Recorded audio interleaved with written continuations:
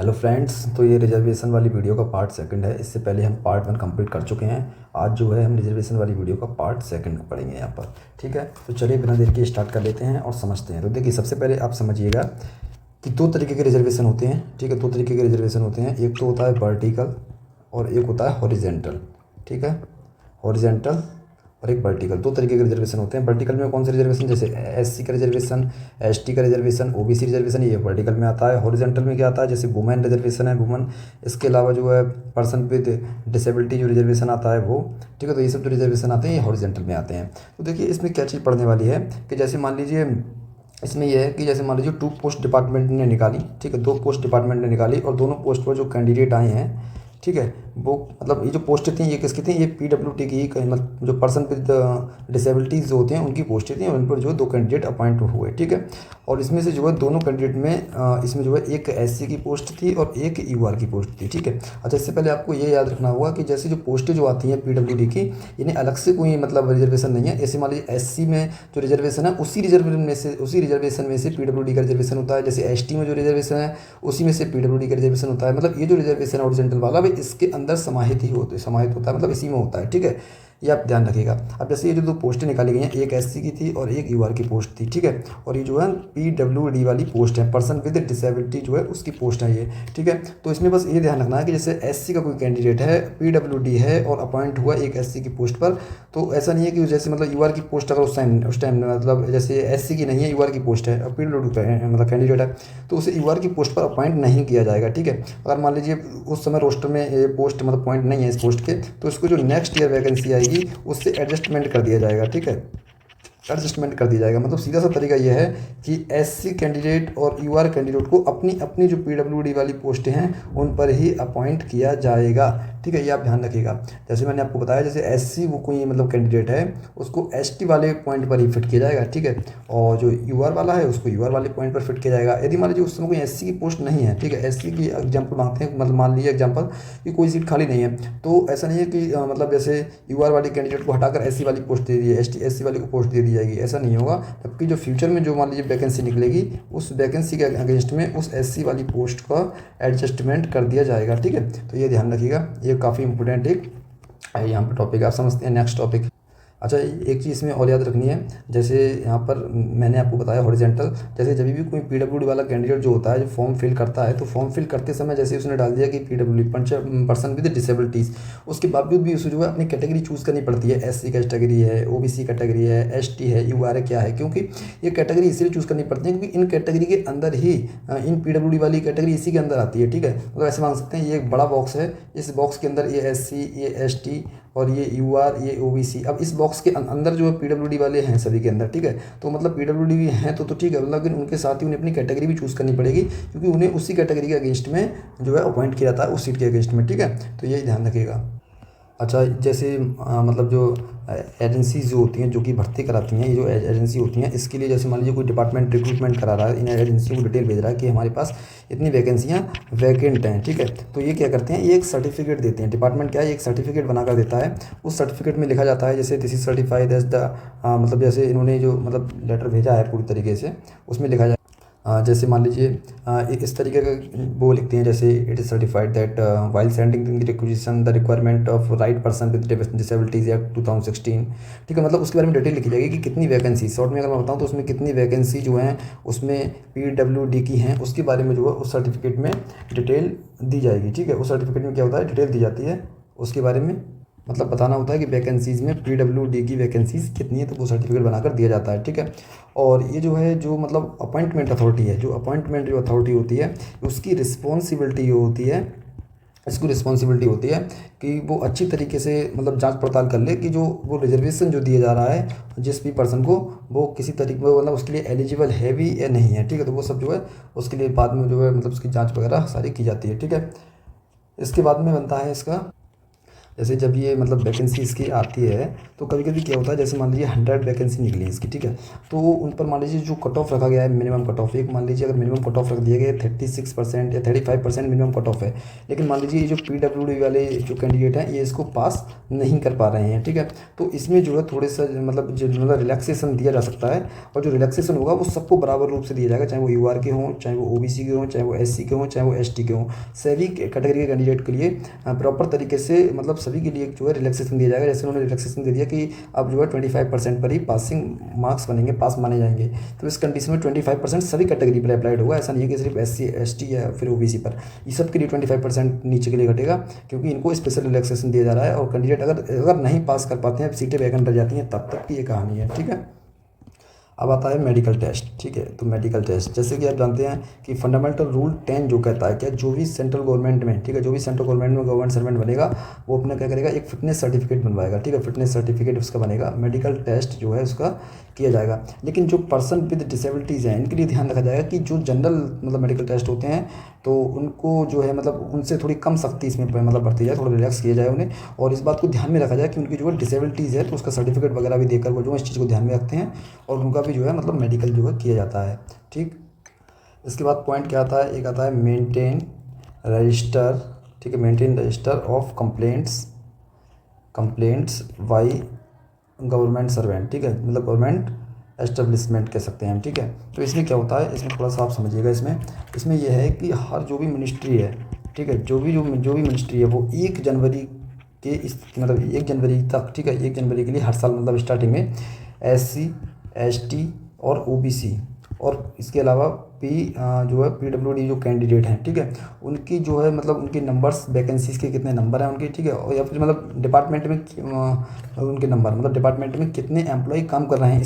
इन categories के वो, ठीक है, दोबारा समझिएगा, डिपार्टमेंट के एम्प्लॉय वो कितने हैं, मतलब कितने एम्प्लॉय हैं डिपार्टमेंट में, उनकी संख्या एक तरीके से, ठीक है, या फिर उनके द्वारा कोई शिकायत की गई है सेक्शन में आकर कि जैसे हमें ये दिक्कत आ रही है, कुछ भी कोई शिकायत की गई है, ठीक है, तो उनके द्वारा जो कंप्लेन है उस कंप्लेन को, या फिर उनके द्वारा कोई अपील आई है, ठीक है, अपील को उसको जो है 1 जनवरी तक हर साल जो है एक वेबसाइट है www.rrcps_nic_in, ये एक वेबसाइट है, इस पर जो है रजिस्टर करना होता है हर मिनिस्ट्री के लिए, ठीक है, हर मिनिस्ट्री को इसकी यूज़र ID और पासवर्ड वगैरह दिए गए हैं, तो मिनिस्ट्री जो है जिससे सारी डिटेल्स जो है इस वेबसाइट पर अपलोड करती है, और इसीलिए जो है हर डिपार्टमेंट में, ठीक है, एक ग्रीवियांस, ठीक है, एक जो है ग्रीवियांस रिड्रेसल ऑफिसर बनाया जाता है, ग्रीवियांस रिड्रेसल ऑफिसर होता है, इसे हम बोलते हैं क्या, ये लोग शिकायत निवारण अधिकारी होता है ये, और इसको क्या है, जो भी मतलब PWD जो भी होते हैं मतलब गवर्नमेंट सर्वेंट, वो इसके पास जाके उनके खिलाफ कोई भी डिस्क्रिमिनेशन हो रहा है तो वो जो है इसमें मतलब इसके लिए जो ग्रीवियंस रिड्रेसल ऑफिसर है इसके लिए शिकायत दर्ज करा सकते हैं। तो हर डिपार्टमेंट जो है एक किसी वरिष्ठ अधिकारी के लिए जो ग्रीवियंस रिड्रेसल ऑफिसर जो है अपॉइंट कर दिया जाता है, और जब शिकायत जब इसके पास की जाएगी तो ये क्या करेगा, ये जो है रजिस्टर में उस शिकायत के लिए क्या करेगा, नोट करेगा कंप्लेंट के लिए, ठीक है, कंप्लेंट के लिए नोट कर लेता है, और कंप्लेंट नोट करने के विदिन 2 मंथ, ठीक है, विदिन 2 मंथ, ये याद रखने वाली बात है, वो टाइम पीरियड पूछा जाता है, तो विदिन 2 मंथ जो है उस पर कार्रवाई की जाएगी, जो भी केस है उसकी जाँच की जाएगी, और जो भी कुछ उसका रिजल्ट निकल कर आया, ठीक है, जो भी रिजल्ट निकल कर आया इन रिटर्न फॉर्म में जो भी रिजल्ट निकल कर आता है इन रिटर्न फॉर्म में जो है गवर्नमेंट सर्वेंट है, जो कि PWD गवर्नमेंट सर्वेंट है, दिव्यांग कर्मचारी जो है उसके लिए वो रिपोर्ट दे दी जाएगी, रिटर्न रिपोर्ट कि ये जो है ये चीज़ सारी जांचों में ये चीज़ निकल कर आई है, ठीक है, तो वो जो है ये 2 मंथ याद रखिएगा, विदिन 2 मंथ ये सारे कार्यक्रम होते हैं, ठीक। अच्छा, फीस का देख लीजिए, जो भी फीस मतलब फॉर्म जो है UPSC या फिर SSC, ठीक है, SSC या UPSC या फिर कोई भी अदर कोई गवर्नमेंट बॉडी है, ठीक है, अगर कोई भी गवर्नमेंट बॉडी है, तो जब वैकेंसी निकलती हैं तो इन जो पर्सन विद डिसेबिलिटीज़ हैं इनके लिए कोई भी फ़ीस नहीं रखी जाएगी, नो फीस, ठीक है, बशर्ते उनके पास जो है पूरी एलिजिबिलिटी हो, मतलब जो भी एलिजिबिलिटी मांगी गई है, और एक जो है जो पर्सन मतलब ये क्या बोलते हैं डिसेबिलिटी जो सर्टिफिकेट होता है, डिसेबिलिटी सर्टिफिकेट भी उनके पास होना चाहिए, ठीक है, तो ये चीज़ जो है इनकी फ़ीस के बारे में हो गई। अब हम इसके बाद हम पढ़ेंगे रिजर्वेशन फॉर मेरिटोरियस स्पोर्ट्समैन, ठीक है, तो इसमें जो है हम देखने वाले हैं जैसे रिजर्वेशन फॉर मेरिटोरियस स्पोर्ट्समैन मतलब मेधावी छात्र जो होते हैं, मेरिटोरियस स्पोर्ट्स वो मेधावी खिलाड़ी, छात्र नहीं खिलाड़ी, ठीक है, ये हो जाएंगे खिलाड़ी, स्पोर्ट्समैन है, तो जो मेधावी खिलाड़ी हैं इनके लिए जो रिजर्वेशन है उसके लिए जो है हम पढ़ेंगे, ठीक है, तो इनकी एलिजिबिलिटी हम पहले देखते हैं, ठीक है, एलिजिबिलिटी क्या क्या है इसकी, एलिजिबिलिटी देख लेते हैं।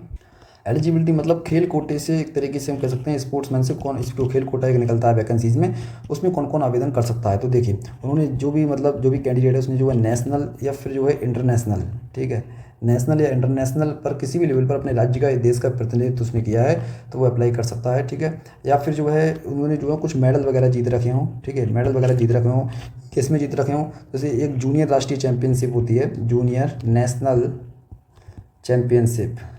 जो जूनियर नेशनल चैम्पियनशिप है इसमें, ठीक है। इसके अलावा जैसे एक होता है खेलो इंडिया यूथ गेम्स, खेलो इंडिया यूथ गेम्स जो कि 18 जो है यार उससे ज़्यादा वाला एक होता है, उसमें जो है उसमें कोई मेडल वगैरह जीत लिया हो। या फिर एक होता है खेलो इंडिया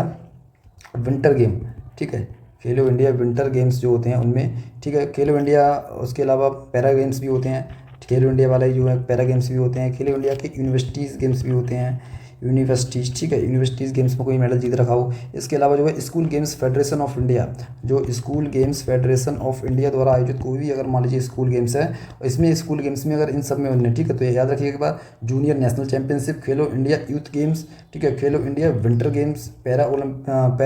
ओलंपिक नहीं, ये तो ये मतलब खेलो इंडिया पैरा गेम्स, ठीक है, खेलो इंडिया पैरा गेम्स, या इसके अलावा खेलो इंडिया यूनिवर्सिटीज़ जो गेम्स हैं, या फिर SGFI मतलब school games federation of India के द्वारा आयोजित स्कूल में कोई भी गेम्स अगर आयोजित किया गया है और इसमें अगर मेडल जीता है, ठीक है, तो जो इसके आधार पर भी जो है वो एलिजिबल होते हैं, वो जो खेल कोटे से वैकेंसीज आती हैं उनके लिए आवेदन कर सकते हैं, ठीक है। अच्छा, अब हम समझते हैं इसका चेस के रिगार्डिंग, क्योंकि चेस के लिए इसका जो है एक खास नियम है। अब हम जो है चेस की यहाँ पर बात करते हैं। अच्छा, चेस में क्या है, चेस में जो है जैसे मतलब ओपन श्रेणी जो होती है, ओपन श्रेणी में ग्रैंड मास्टर, ठीक है, ग्रैंड मास्टर के अलावा जो है इंटरनेशनल मास्टर या फिर वुमेन ग्रैंड मास्टर, इनमें से किसी का भी खिताब ले रखा है तो वो जो है एलिजिबल माने जाएंगे, ठीक है। इसके अलावा मान लीजिए कोई नेशनल ओपन चेस चैम्पियनशिप, ठीक है, नेशनल ओपन जो चैम्पियनशिप है, ठीक है, या फिर नेशनल टीम है, मान लीजिए नेशनल टीम चेस चैम्पियनशिप है, उसमें कोई अगर मेडल जीत रखा है तो जो है वो एलिजिबल माने जाते हैं, वो अप्लाई कर सकते हैं खेल कोटा के लिए, ठीक है। और अगर मान लीजिए इंटर जो मतलब इंटर यूनिवर्सिटीज़ स्पोर्ट्स बोर्ड जो होते हैं उनके द्वारा अगर कोई गेम वगैरह आयोजित किया गया है तो भी वो जो है एलिजिबल माने जाते हैं, ठीक है। इसके अलावा अखिल भारतीय स्कूल खेल महासंघ द्वारा भी आयोजित कुछ गेम्स वगैरह होते हैं तो वो भी उसमें कोई मेडल जीत लिया है, भाग लिया है, तो फिर उसमें वो एलिजिबल माने जाते हैं। तो कई सारी इसमें जो है सूची है, ठीक है। अब हमें जो है इसमें क्या देखेंगे, हम इसमें गेम्स देखेंगे कौन कौन सी गेम्स जो हैं जो कि मान्यता प्राप्त एक तरीके से कह सकते हैं, वेरीफाइड है कि यहाँ इन गेम्स में कोई मेडल वगैरह जीता हुआ है तो वो जो है इसमें लिए एलिजिबल है, ठीक है। बहुत सारे गेम्स इसमें दिए गए हैं, जैसे मैं आपको एक दो बता देता हूँ, जैसे ठीक है, वैसे तो कभी कभी क्वेश्चन बनता है यहाँ से, वैसे मुश्किल है लेकिन एक तो फिर भी आप देख लीजिए, जैसे आर्चरी है, ठीक है, इसके अलावा एथलेटिक्स है, ठीक है, इसके अलावा बैडमिंटन है और बैडमिंटन के अलावा बेसबॉल है, बास्केटबॉल, बिलियर्ड्स, स्नूकर के अलावा और जैसे बॉडी बिल्डिंग, ठीक है, बॉक्सिंग, या फिर जैसे चेस वगैरह आ जाता है, क्रिकेट आ जाता है, कई सारे गेम्स हैं इसमें, बहुत सारा इसकी लिस्ट है, ठीक है। तो ये भी थोड़ा सा जो है याद रखिएगा, जैसे फुटबॉल, गोल्फ, जिम्नास्टिक, हैंडबॉल वगैरह, बहुत सारे योगासन वगैरह, बहुत सारी इसकी पूरी लिस्ट है, ठीक है। तो जो है ये सारे गेम्स जो है मतलब एलिजिबल होते हैं कि यहाँ खेल कोटे से आरक्षण जो मतलब रिजर्वेशन एक होता है पूरी वैकेंसी खेल कोटे के लिए, उनमें अप्लाई कर सकते हैं, ठीक है। अब इसमें इंपॉर्टेंट चीज़ क्या निकल कर आती है, याद करने वाली चीज़ जो कि मोस्ट इंपॉर्टेंट है, ये से आप ध्यान से देखो। इसके लिए जो रिजर्वेशन है, ठीक है, रिजर्वेशन है वो कितना होना चाहिए, तो इसके लिए कोई भी एक निश्चित मतलब लिमिट नहीं है, ठीक है। ऐसा नहीं है कि मतलब एक मतलब लिमिट प्रिस्क्राइब कर दी गई कि हाँ इतना रिजर्वेशन देना पड़ेगा, ठीक है। तो हम अगर इसके लिए कहें कि हाँ कोई निश्चित प्रतिशत है इसकी, तो नो सर्टेन %, ठीक है, कोई भी इसकी जो परसेंटेज नहीं है, ठीक है। लेकिन फिर भी कुछ मिनिस्ट्री वगैरह हैं उन्होंने 5% तय कर रखा है कि 5% जो है जितनी भी वैकेंसियाँ निकलेंगी उनमें 5% जो है स्पोर्ट्समैन के लिए रखी जाएंगी, ठीक है। अच्छा, इसमें एक चीज़ का ध्यान रखना है, 5% अगर दे भी रही है मिनिस्ट्री तो ये चीज़ का ध्यान रखेगी कि जो टोटल रिजर्वेशन है, ये रूल्स में कहा गया है कि टोटल रिजर्वेशन 50% से ज़्यादा नहीं जाना चाहिए, तो ये इसमें बताया गया है, ठीक है। अच्छा, फिर यह है कि जैसे इसमें खेल कोटा से कौन कौन से पद मिल सकते हैं, पोस्ट कौन कौन सी मिल सकती है, ठीक है, पोस्ट कौन कौन सी मिल सकती है इन कोटा से, इसके बारे में बात करते हैं। तो जो भी मतलब जो पोस्ट जो दी जाएंगी वो ग्रुप सी की दी जाएंगी, ठीक है, ग्रुप सी के लिए, ठीक है। ग्रुप अगर बी की बात आए या फिर ए की बात आए तो इनके लिए किसी भी तरीके का कोई रिजर्वेशन नहीं है खेल कोटा में, ठीक है। इसमें क्या है, इसमें जो है मतलब जो रिजर्वेशन है गेम्स वाला, इसमें सिर्फ ग्रुप सी के लिए है, ठीक है। ग्रुप सी की जो पोस्टिंग है इसमें ये रिजर्वेशन लागू होगा। और एक चीज़ और, अगर एक बार अपॉइंट होने के बाद जब प्रमोशन होगा गवर्नमेंट सर्वेंट का, तब उस समय जो है उसके लिए जो है खेल कोटा ये प्रमोशन वाला ये जो गेम वाला जो रिजर्वेशन है ये इसके लिए लागू नहीं होगा प्रमोशन के लिए, ठीक है। तो ये भी चीज़ आप यहाँ पर याद रखिएगा, ठीक है। अच्छा, अब इसमें एक चीज़ आप याद रखें, जैसे मतलब जब ये जो रिजर्वेशन दिया जा रहा है, तो जैसे जो प्लेयर है इसके लिए अगर रिजर्वेशन दिया जा रहा है तो वो जिस कैटेगरी का है, एससी का हो, एसटी का हो, यूआर का हो, ओबीसी का हो, तो उसे उसी कैटेगरी के अगेंस्ट में जो पोस्ट है वो पोस्ट दी जाएगी, ठीक है। एससी वाली ही पोस्ट जो दी जाएगी रोस्टर में, जो एससी वाली पोस्ट होगी उसी की, अगर जो एससी कैटेगरी का कैंडिडेट है तो उसे एसटी वाली पोस्ट के अगेंस्ट में उसे एडजस्ट किया जाएगा, ठीक है। ऐसा नहीं है कि एससी अगर वैकेंसी एससी की उस समय नहीं है या तो उसे जो है यूआर में कर दें या फिर ओबीसी में कर दें, ऐसा नहीं होगा, ठीक है। और एक चीज़ और, इन्हें कुछ जो है कुछ जो एज लिमिट जो होती है, ठीक है, एज लिमिट जो होती है इसमें भी कुछ रिलैक्सेशन दिया जाएगा। इसमें क्या है, जैसे जो मतलब जो नॉर्मल रिजर्व मतलब जो रिलैक्सेशन है इनके लिए, ठीक, प्लेयर्स के लिए वो क्या है, वो है 5 ईयर्स का, ठीक है। लेकिन एससी और एसटी के लिए जो वो क्या है, वो है 10 ईयर्स का, ठीक है। और ओबीसी के लिए 8 साल का, ठीक है, 8 ईयर का। तो ये जो है एज लिमिट में कुछ जो है रिजर्वेशन दिया गया है, ठीक है। तो ये भी आप यहाँ पर याद। इसके बाद बात करेंगे रिजर्वेशन फॉर एक्स सर्विसमैन, ठीक है। जो एक्स सर्विसमैन होते हैं उनके लिए रिजर्वेशन की बात करेंगे, रिजर्वेशन फॉर एक्स सर्विसमैन, ठीक है, रिजर्वेशन फॉर एक्स सर्विसमैन, इसके बारे में हम जो है बात करने वाले हैं।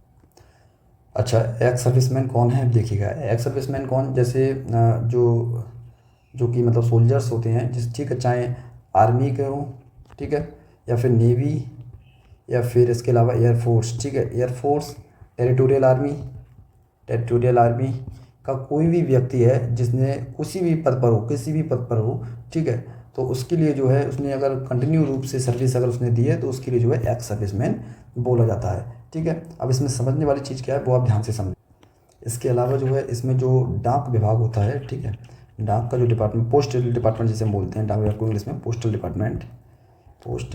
डिपार्टमेंट जो होता है, उनमें जो है जो भी मतलब गवर्नमेंट सर्वेंट थे जिन्हें जो है मतलब मेडिकल कारणों की वजह से, हमने पेंशन रूल्स में देखा भी था, मेडिकल कारणों की वजह से अगर उन्हें निकाल दिया गया था, ठीक है, तो उनमें जो है मतलब जिन्हें मेडिकल या फिर उन्हें कहते हैं डिसेबिलिटीज़, अगर उन्हें पेंशन वगैरह मिलती है तो वो भी एक्स सर्विसमैन में काउंट होंगे। इसके अलावा एक होता है क्या, शॉर्ट सर्विस कमीशन ऑफिसर्स होते हैं, शॉर्ट सर्विस कमीशन ऑफिसर्स, तो वो भी इसके लिए एलिजिबल होते हैं, ठीक है। अब इनके लिए जो है ग्रुप सी की जब भी पोस्ट आएंगी तो उनके लिए 10% जो है रिजर्वेशन फॉर एक्स सर्विसमैन के लिए रखा जाएगा जरूर, ठीक है। इसके अलावा अगर मान लीजिए ग्रुप डी या फिर कह सकते हैं एमटीएस जो है, एमटीएस पोस्ट में जो है एक्स सर्विसमैन के लिए 20% रिजर्वेशन रखा जाएगा। ये सिर्फ डायरेक्ट पोस्ट के लिए है, ठीक है। अगर कोई प्रमोशन वाला मैटर है तो प्रमोशन में ये रिजर्वेशन काम नहीं करता, ठीक है, प्रमोशन में ये रिजर्वेशन वर्क नहीं करता है। और ओनली फर्स्ट जॉब मतलब जो मतलब रिटायरमेंट के बाद जो है एक्स सर्विसमैन है, ये सिर्फ ऐसा नहीं है कि इन्होंने फिर एक सर्विस में इन्होंने 10% का आरक्षण ले लिया, फिर रिजाइन दे दिया, फिर दूसरे ने ले लिया, ऐसा नहीं है। ओनली फर्स्ट जॉब में ये जो है, ठीक है, लिख लीजिएगा, फर्स्ट जॉब में ये जो है मतलब जो रिजर्वेशन है ये काम करता है। उसके बाद जो है ये हमेशा के लिए इसका एंड हो जाता है, खत्म हो जाता है। फिर ये आने वाली जो जॉब्स में किसी में वो अप्लाई करते हैं दोबारा, तो इस कोटे का लिए वो क्लेम नहीं कर सकते कि हमें रिजर्वेशन वो चाहिए, ठीक है। तो उसके लिए जो है फिर वो क्लेम नहीं कर पाएंगे, ठीक है। तो ये याद रखिएगा इसके अलावा, ठीक है। और इनके लिए जो है कुछ एज रिलैक्सेशन भी दिया जाता है, ठीक है। एज रिलैक्सेशन यहाँ पे समझ लीजिएगा, एज जो इनका रिलैक्सेशन है इनके लिए दिया जाता है 3 साल का, ठीक है। 3 ईयर्स की जो है छूट भी इनके लिए जो है दी जाती है। अब इस केस में जैसे मान लीजिए इन सर्विस, ठीक है, इन सर्विस में रहते हुए कोई अगर डिसेबल हो गया था,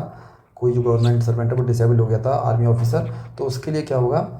3 ईयर का एक्स्ट्रा उसे छूट दी जाएगी, ठीक है, 3 ईयर्स की। और जो एससी और एसटी के केस में 8 ईयर्स याद रखेंगे। और अगर जैसे कोई एम्प्लॉयमेंट एक्सचेंज के थ्रू कोई एम्प्लॉयमेंट एक्सचेंज के थ्रू अगर कोई वैकेंसीज वगैरह फिल की जा रही है तो मैक्सिमम जो मतलब जनरल लिमिट रहती है वो रहती है 45 ईयर। और इस केस में भी जो है मतलब एससी एसटी के लिए, एससी और एसटी के लिए 50 ईयर्स की गई है, ठीक है। तो ये सारी चीज़ें से आप। और जो ग्रुप डी वाली हमने बात की थी यहाँ पर, ग्रुप डी, ठीक है, देखिएगा जरा, ये जो हमने ग्रुप डी वाली यहाँ पर बात की थी, ग्रुप डी में एक स्पेशल एक चीज़ और, अगर मान लीजिए ग्रुप डी में एक्स सर्विसमैन कोई अप्लाई कर रहा है, ठीक है, तो उन्होंने मतलब ग्रुप डी में जो है वो अप्लाई कर रहे हैं, तो उनके लिए जैसे जो कोई मतलब एलिजिबिलिटी रखी गई है, कोई जैसे एलिजिबिलिटी क्या होती है, जैसे हम लिखते हैं कौन सी,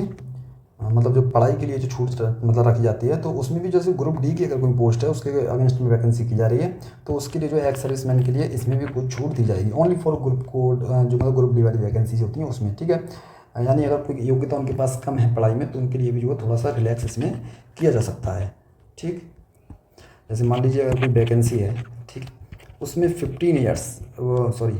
ईयर्स नहीं, मतलब इसमें जो मतलब ग्रेजुएशन कोई वैकेंसी है, इसमें ग्रेजुएशन डिमांड किया गया है, ठीक है, ग्रेजुएशन डिमांड किया गया है, और एक्स सर्विस मैन है अपनी जिसने 15 ईयर्स की सेवा दी है आर्मी के अंदर, ठीक है, या किसी के अंदर नेवी के अंदर है, किसी भी एक्स सर्विस मैन है 15 ईयर्स की सेवा ऑलरेडी सर्विस इसने पूरी कर चुका है, ठीक है, और वो 10th पास है, तो वो जो है कंसिडर किया जाएगा ग्रेजुएशन के बराबर, ठीक है। तो ये आप याद रखिएगा, ग्रेजुएशन के बराबर ही वो जो है कंसिडर किया जाएगा, और इनके लिए भी जो है मतलब फीस वगैरह जो एग्ज़ाम में होती है वो देने की ज़रूरत नहीं है, इन्हें भी जो है इससे छूट प्रदान की गई है, ठीक है, फीस वगैरह जो होती है उससे छूट प्रदान दी गई है। और इसके अलावा जो है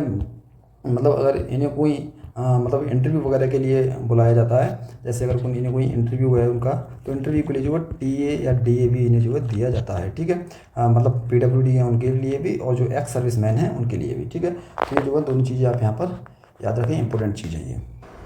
अच्छा, कंपैशनेट अपॉइंटमेंट के बारे में पढ़ते हैं। जैसे कंपैशनेट अपॉइंटमेंट क्या होता है, जब भी जो गवर्नमेंट सर्वेंट होता है उसकी जो है ड्यूटी के दौरान ही अगर उसकी डेथ वगैरह हो जाती है, तो जो कंपैशनेट अपॉइंटमेंट मतलब उसकी जो फैमिली में जो है जॉब दे दी जाती है। बहुत सिंपल सी ये बात है, ठीक है। तो लेकिन इसमें याद रखने वाली बात यह है कि जैसे इसमें सभी चीज़ें इसमें शामिल होती हैं। जैसे मान लीजिए एक तो हो गया ऑन ड्यूटी अगर डेथ हो गई है तो वो इसके दौरान, ठीक है। इसके अलावा जैसे कोई वॉर वगैरह चल रहा है, ठीक है, तो वॉर में आप जानते हैं आर्मी ऑफिसर्स कितने ज़्यादा शहीद होते हैं, ठीक है, तो उसमें भी वो भी इसी में जो है काउंट होंगे, ठीक है। या फिर जो मेडिकल बोर्ड है उसमें ये कह दिया हो कि जो गवर्नमेंट सर्वेंट है वो अनफिट है, ठीक है, और डिपार्टमेंट ने उसे जो है फिर उसके लिए निकाल दिया हो डिपार्टमेंट से, और वो कहीं बाहर जो है वो काम करने लायक नहीं है, इनएलिजिबल है, वो बाहर काम नहीं कर सकता, ठीक है। तो उस केस में भी जो है उसे भी जो कंपैशनेट अपॉइंटमेंट उसके परिवार के लिए किसी के लिए दिया जा सकता है। और इसके अलावा जैसे कोई मान लीजिए कोई डिसीज़ ऐसी हो गई है, कोई बहुत बड़ी डिसीज़ हो गई है गवर्नमेंट सर्वेंट के लिए, और जिसमें जो है 55 ईयर्स की जो एज है उससे पहले ही अगर उसे रिटायर करना पड़ रहा है, जिसे हम बोलते हैं मेडिकल